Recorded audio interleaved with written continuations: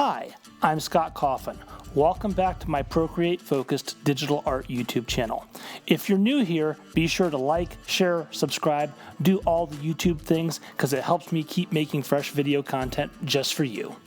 For this week's video, we're going to be dealing with probably one of the most controversial topics in the digital art world today, AI art.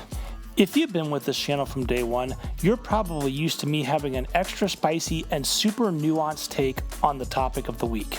So you better be sitting down for this one. Are you ready for it? Are you really ready for it? AI art is bad.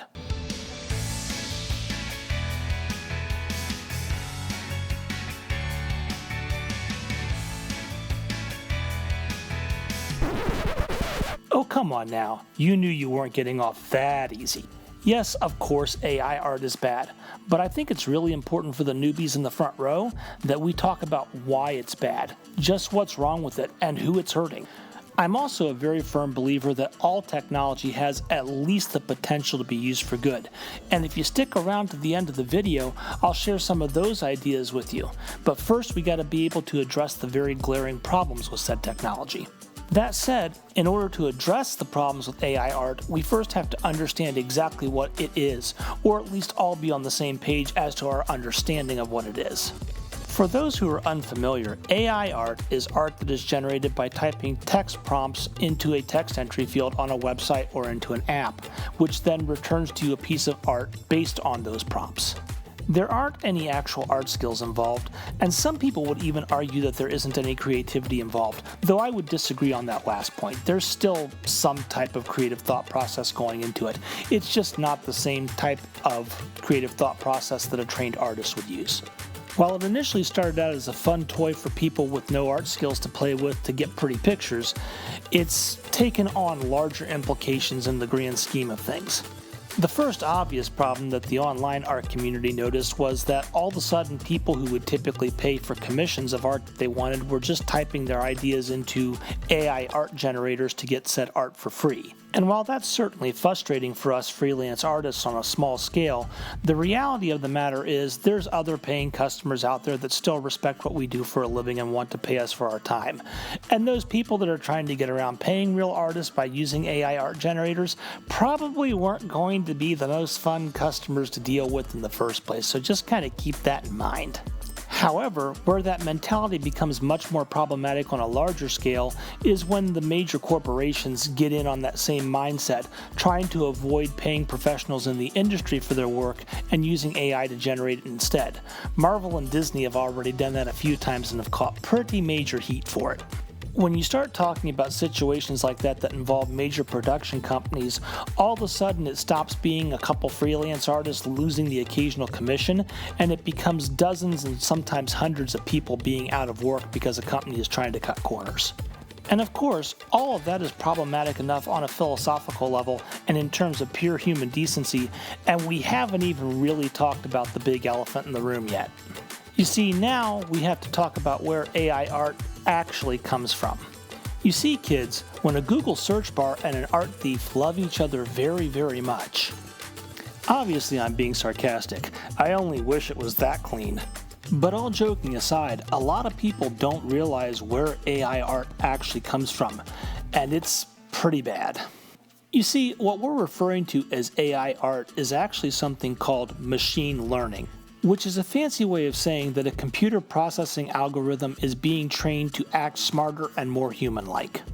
You know how your smartphone is able to offer up more relevant search and app suggestions the longer you own the phone? It's the same idea. It's using your previous search and app requests to learn what you like and what you need at given times and giving you suggestions based on that previous behavior. In that same way, AI art programs learn to quote-unquote draw the same way.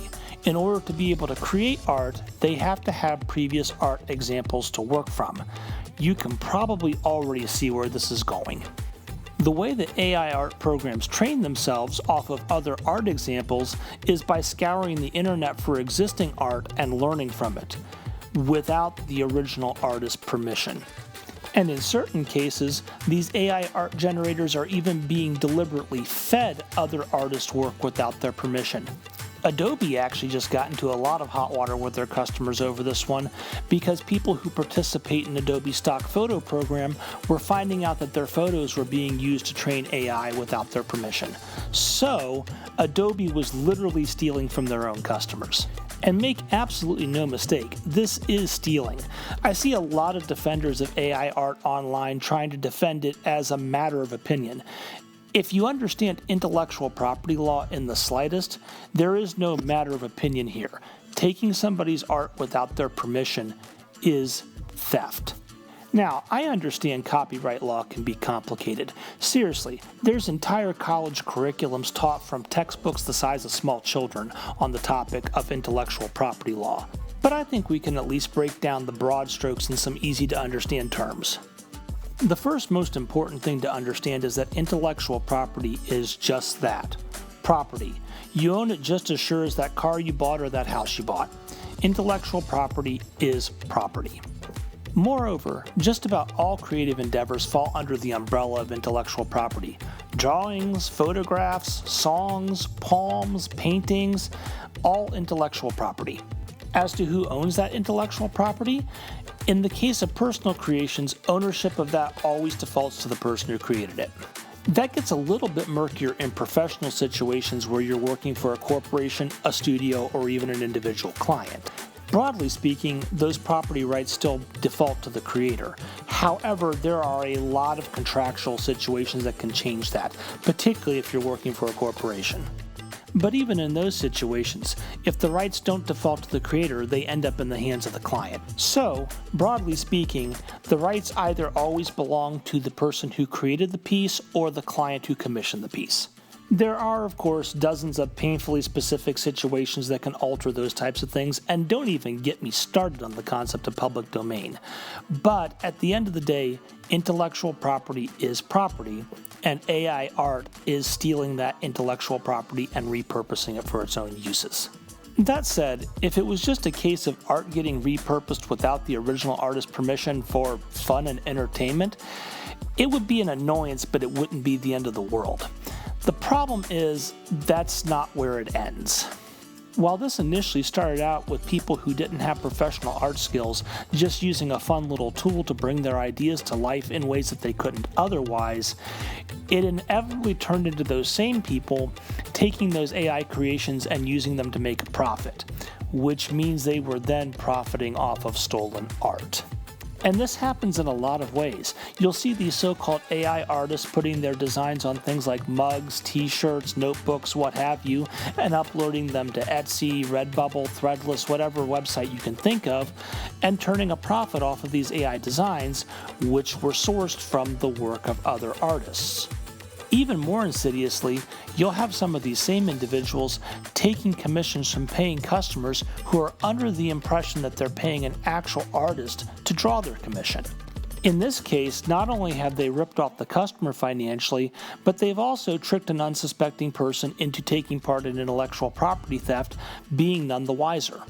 In a rather prominent case of this actually just happened to the voice actress for Daphne from Scooby-Doo, which is actually kind of what inspired me to make this video this week.